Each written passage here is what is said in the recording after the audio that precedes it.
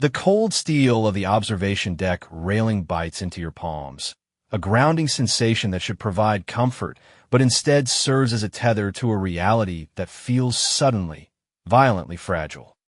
Your heart rate spikes before your conscious mind even registers the drop.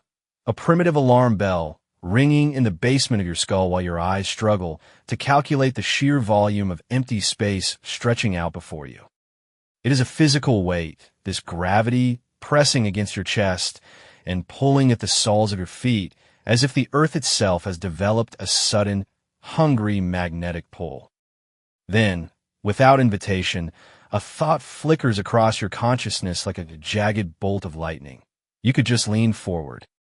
This is not a plan or a hidden desire, but a sudden, intrusive image of your own body in motion, a terrifyingly clear visualization of the one thing you are most desperate to avoid in this moment.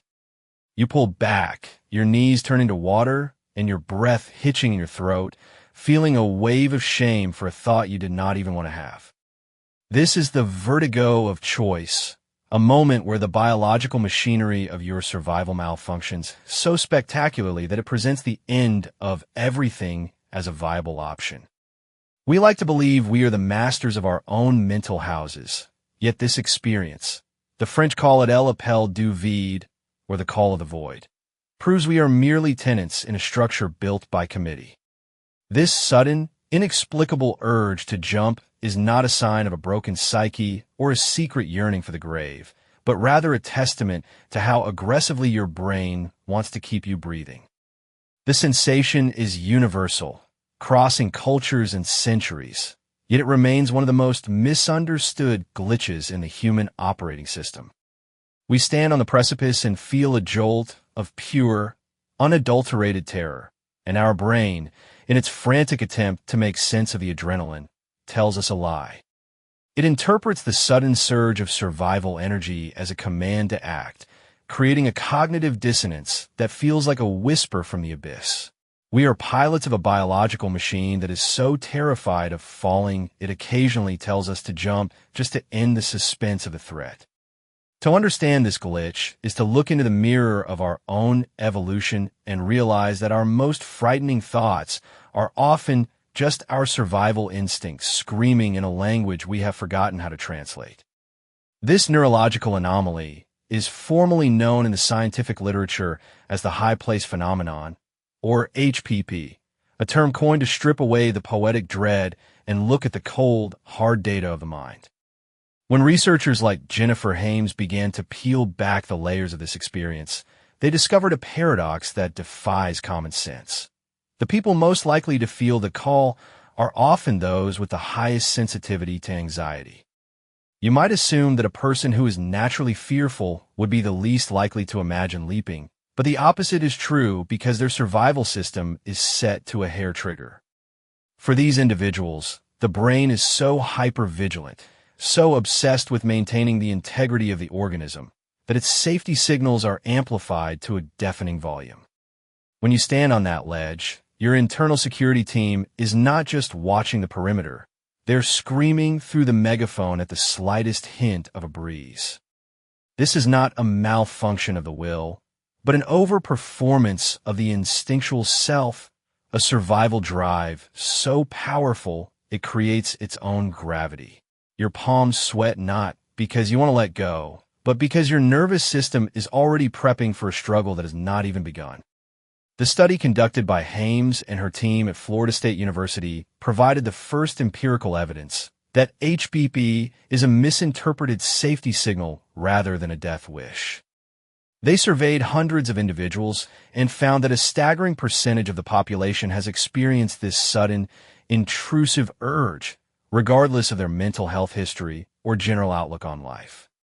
The data suggests that the brain's fear circuitry, specifically the amygdala, fires off a warning shot the moment it perceives a drop, long before the slower, more logical parts of the brain can catch up.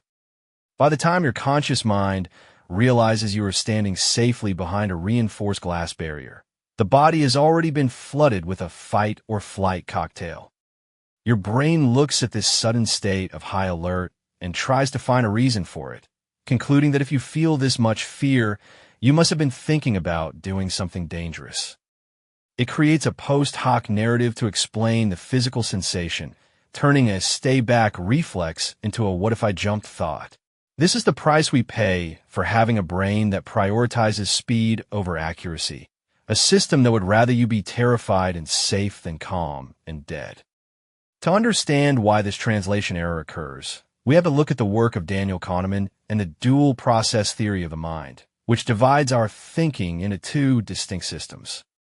System 1 is the fast, instinctive, and emotional processor that handles our immediate survival, while System 2 is the slower, more deliberative, and logical part of the brain that manages complex reasoning. When you approach a cliff, System 1 detects the height in milliseconds and sends a violent jolt of fear through your nervous system to ensure you do not take another step. System 2, however, is a laggard.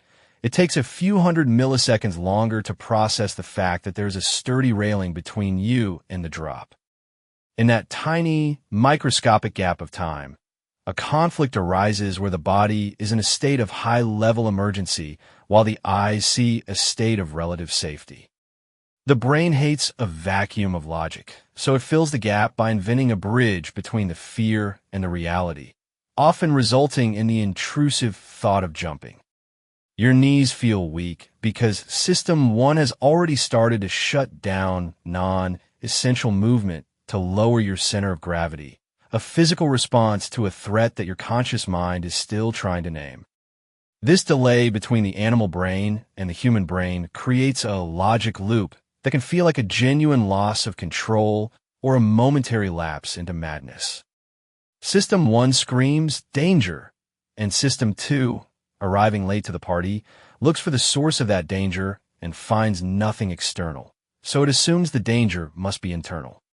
It concludes that the only reason you would feel this much adrenaline is if you were actually considering the leap, effectively gaslighting you into believing you have a secret impulse that does not exist. This is a classic example of the brain acting as a clumsy translator, taking the raw, binary code of survival and turning it into a complex, terrifying narrative of self-destruction. We are essentially living with a lag in our cognitive software, a delay that was perfectly acceptable when we were dodging predators on the savannah, but becomes a haunting glitch when we stand on the 50th floor of a skyscraper. The call of the void is the sound of these two systems grinding against each other, a friction fire started by the very mechanisms designed to keep our hearts beating. The terrifying reality of the high place phenomenon is that it reveals how little we actually know about the inner workings of our own consciousness.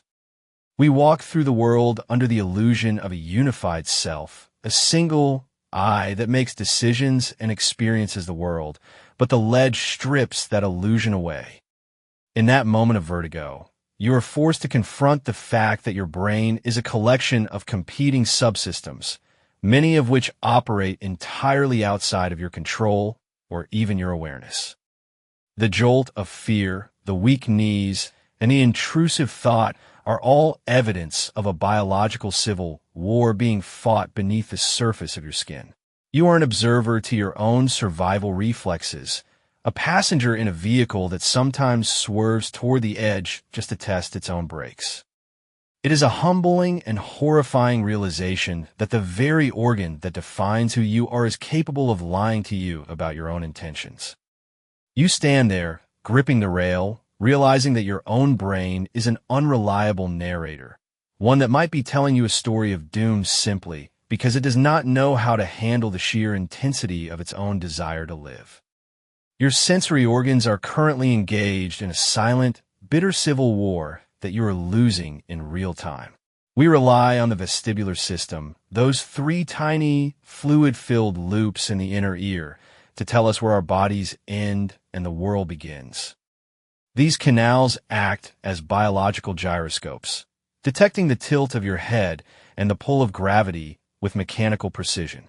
However, these sensors do not work in isolation. They require constant confirmation from your visual system to build a stable map of reality. When you stand on a high ledge and look down, the visual data suddenly vanishes because there are no nearby objects for your eyes to fixate on. Your eyes tell your brain that you are floating in a void, while your inner ear insists you are standing on solid ground. This massive data discrepancy creates a sensory error message that manifests as the spinning sensation we call vertigo. This conflict is not a mere annoyance. It is a fundamental breakdown of your brain's ability to process space. In a normal environment, your eyes use the parallax effect to judge distance, watching how objects move relative to one another as you shift your weight. But looking into a deep abyss provides no such references. The ground is too far away to offer the micro movements your brain needs to calibrate your position. Your vestibular system continues to send signals of stability, but your visual cortex starts screaming that you are untethered and drifting. This is the balance lie, a moment where your two primary ways of perceiving the world stop speaking the same language. The brain, unable to resolve the contradiction, begins to panic, interpreting the lack of visual data as a sign that you have already begun to fall. Your stomach drops not because you are in motion, but because your brain is trying to prepare you for a collision it thinks is already happening. When the brain receives these conflicting signals, its default response is to initiate a corrective movement to regain its bearings. This is why you might feel a sudden, phantom pull toward the edge, a physical sensation that your body is leaning forward even as your mind tries to pull back. It is a desperate attempt by your motor cortex to find the missing visual information by moving closer to the point of interest. The brain is essentially trying to reboot its balance software by gathering more data. But in this specific context, that data gathering mission looks like a suicide attempt. You experience this as a terrifying urge to step off, but it is actually a mechanical glitch where your body tries to fix a perceived instability by moving toward the very thing that is causing the confusion.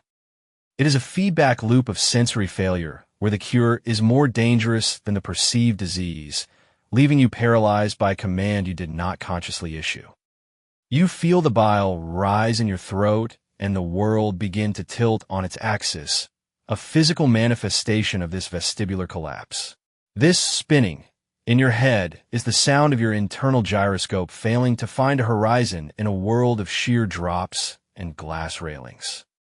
We are built to navigate a world of 3 dimensions, but we are visually calibrated for a world of 2, the ground beneath our feet and the objects immediately in front of our faces. When the 3rd dimension, depth, becomes the dominant visual input, our processing power hits a bottleneck. The call of the void is the static that fills that bottleneck, a noise generated by the friction between what you see and what you feel. Your body is trying to solve a geometry problem that your eyes not provide the variables for, and the resulting answer is a sudden, violent instruction to move. This mechanical failure is compounded by the fact that your brain is a piece of ancient hardware trying to navigate a world it was never designed to inhabit. Evolution is a slow, agonizingly conservative process that prioritizes good enough for survival over perfectly calibrated for 21st century architecture. For millions of years, our ancestors navigated a world of trees, rocks, and rolling hills, where the greatest heights were measured in dozens of feet, not hundreds. Our internal alarm systems were forged in an era where a sudden drop meant a broken limb or a predator-esque strike, and the responses to those threats were simple and fast. We are running a prehistoric operating system on modern infrastructure, and the call of the void is a legacy bug that appears when the hardware is pushed beyond its original specifications. Our brains are still calibrated for the savannah, yet we force them to process the sheer verticality of a metropolis. Natural selection did not prepare us for the existence of skyscrapers or observation decks. It prepared us to survive the immediate, physical threats of the wild. When you stand on a high balcony, your brain does not see a triumph of engineering. It sees a lethal environmental hazard that should not exist. The predator logic kicks in, a primitive layer of the brain that treats the height itself as a lurking threat that must be escaped at all costs. In the wild, if you are cornered by a predator or trapped on a crumbling ledge, A sudden burst of frantic energy was your only hope of survival. This escape reflex was designed to trigger a massive, unthinking leap to safety, to the next branch, to a lower rock, or away from a threat.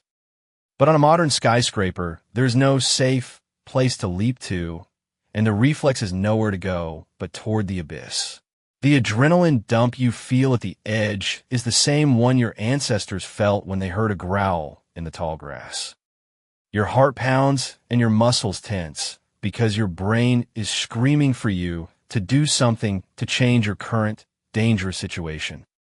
Because the height is the source of the fear, the brain's primitive escape circuitry identifies the edge as the exit from the current state of terror. It is a tragic irony of our biology. The urge to jump is actually a misfired command to run away from the danger of the drop. Your brain is so desperate to end the state of high alert that it suggests the most immediate change of state possible, which is the transition from the ledge to the air. It is a survival mechanism that has lost its context. A jump command firing in an environment where jumping is the one thing that will ensure you do not survive. Think of that phantom pull in your stomach, that strange, magnetic attraction to the railing that makes your skin crawl. That is the escape reflex, trying to find a direction in a world that has removed all the exits.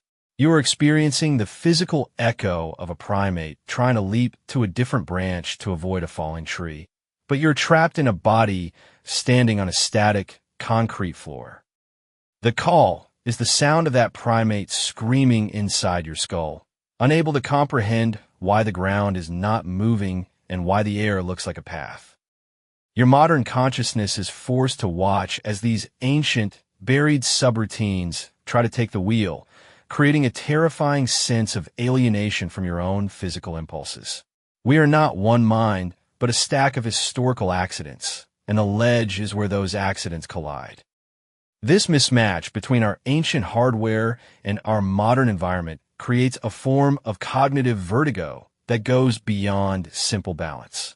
We are essentially ghosts haunting a primate's suit, trying to steer a biological machine that is constantly reacting to ghosts of its own. The call of the void is a reminder that we are not the designers of our own thoughts, but the recipients of them, often arriving with all the grace of a corrupted data packet. Our software, our logic, our culture, our self-awareness is a thin veneer over a chaotic system of reflexes that have not changed since we were huddling in caves. When we look over the edge, the veneer cracks, and we see the raw, unthinking machinery of survival trying to solve a 21st century problem with a Stone Age toolkit. We are pilots who have lost control of the flight surfaces, watching as the autopilot tries to save the plane by flying it into the ground. We live in a world of glass and steel, but we perceive it through a filter of blood and bone that is millions of years out of date. The call of the void is not a sign of madness, but a sign of how deeply we are tethered to a past that no longer exists. It is the ultimate evolutionary irony. The same instinct that kept our ancestors alive by making them leap from danger is now the thing that makes us feel like we want to leap into it.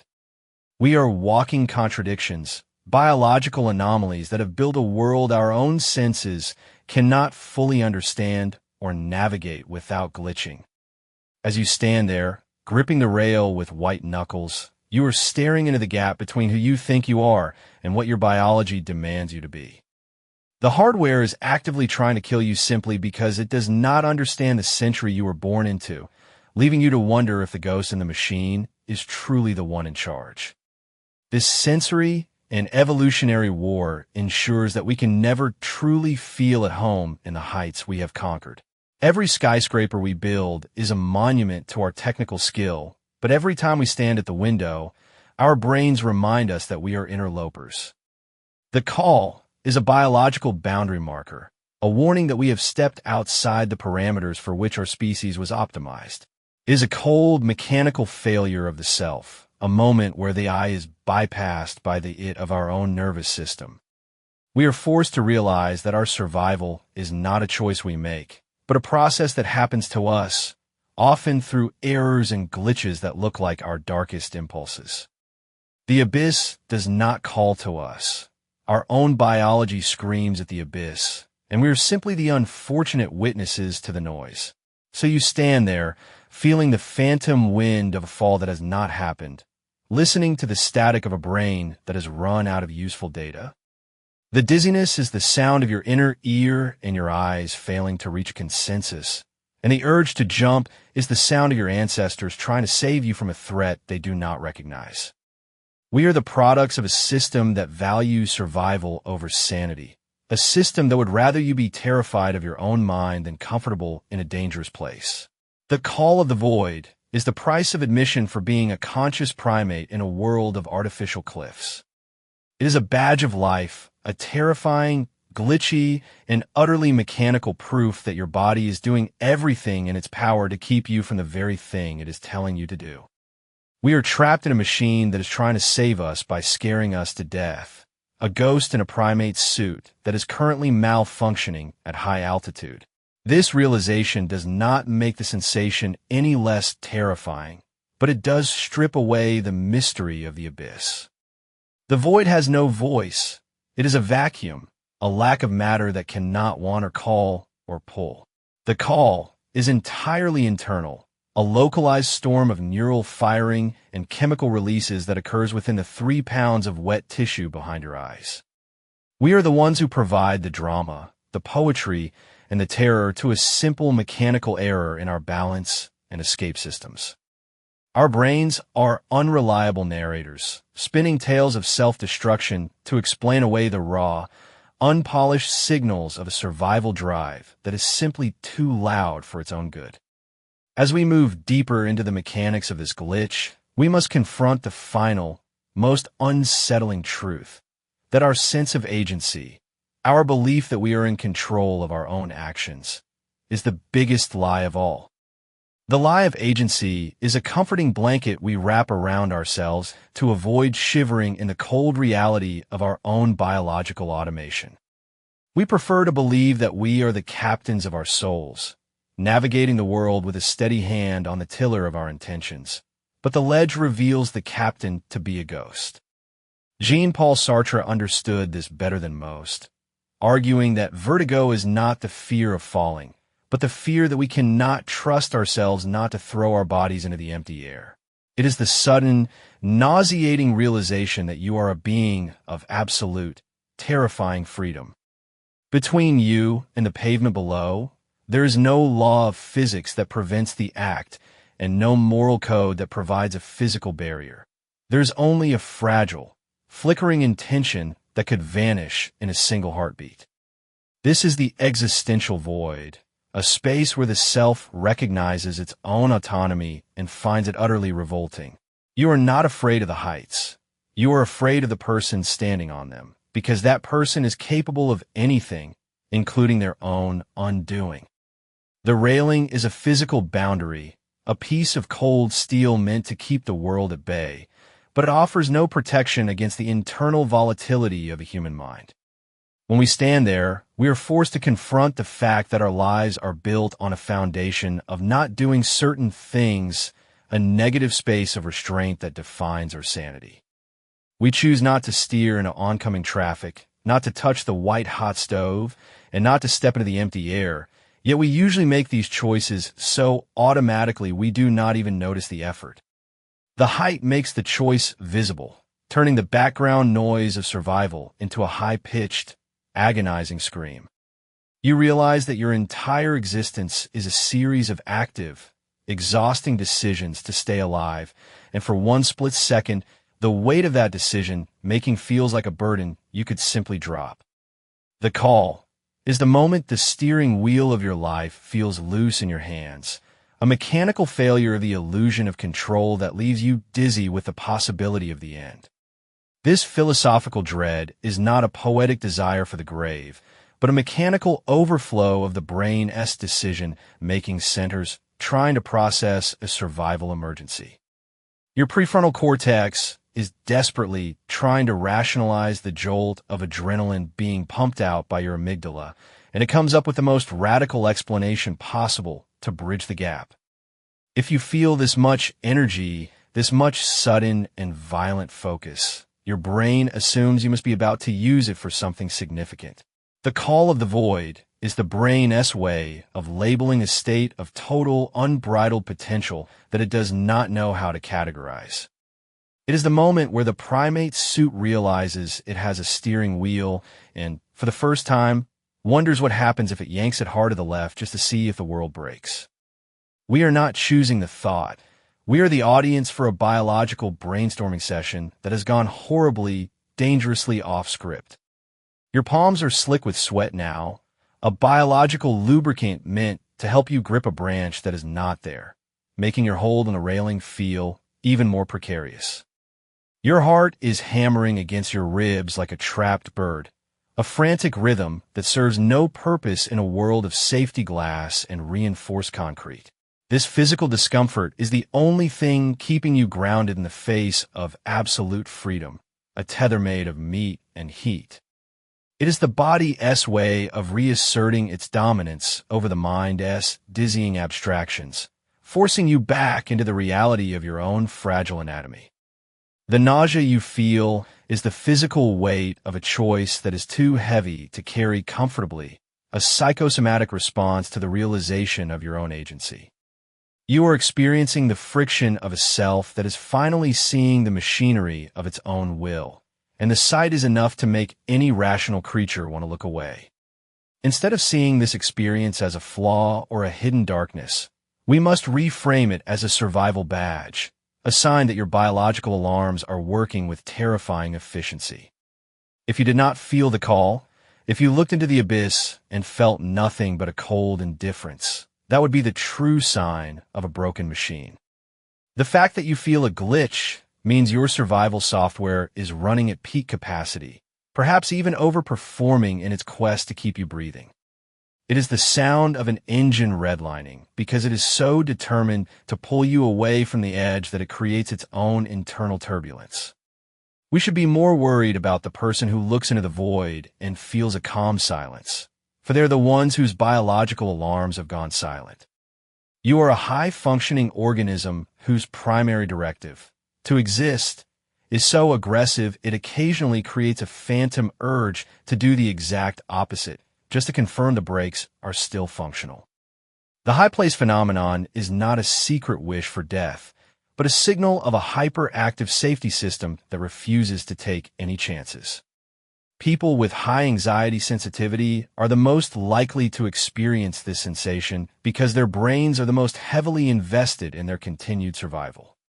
They are not more prone to self-harm. They are more alive sensitive, possessing an internal security team that is so paranoid it sees a threat in every shadow. When the brain misinterprets this stay back signal as a jump command, it is simply a case of the survival drive being too loud for its own good, a feedback loop of pure biological desperation. It is a biological overcorrection, much like a car's anti-lock brakes vibrating violently under your foot during a sudden stop. It feels like a failure of the machine, but it is actually the sound of the system working at its absolute limit to ensure you do not skid off the road. Step back from the ledge and find a mirror, looking at the person staring back with wide, pupils-dilated eyes. You see a ghost in a primate suit, a collection of ancient reflexes and modern anxieties trying to make sense of a world that has outpaced its own evolution. You are the product of millions of years of successful survival, a lineage of creatures that never fell, never gave in, and never stopped running from the dark. The call of the void is a legacy of that success, a ghostly echo of every ancestor who felt the same jolt of terror and chose to step back into the safety of the trees. You are not a broken machine. You are a masterpiece of evolutionary paranoia, a system designed to keep you alive even if it has to scare you half to death to do it. The intrusive thought of the leap is the final, most visceral proof that your brain is obsessed with your heartbeat, so much so that it will lie to you and make you doubt your own sanity just to keep that heart beating. The ground beneath your feet feels different now, harder and more certain, though you know it is just as indifferent as the air you just stared into. It is no longer just a surface, but a hard-won victory in a war against your own biology, a territory reclaimed from the chaos of your own nervous system. You have looked into the abyss and realized that the call was not an invitation from the outside, but a desperate, clumsy shout from within. We are pilots of a biological machine that is terrified of its own power, a mind that creates monsters to keep itself away from the shadows. Accept the glitch as a badge of honor, a sign that your will to live is so potent it occasionally spills over into the absurd and the terrifying. You are safe, not because you are in total control, but because the machine you inhabit is too terrified of the end to ever let you go. Look down at your hands, feel the steady pressure of the floor, and realize that the void never had a chance against the sheer, aggressive momentum of your own existence.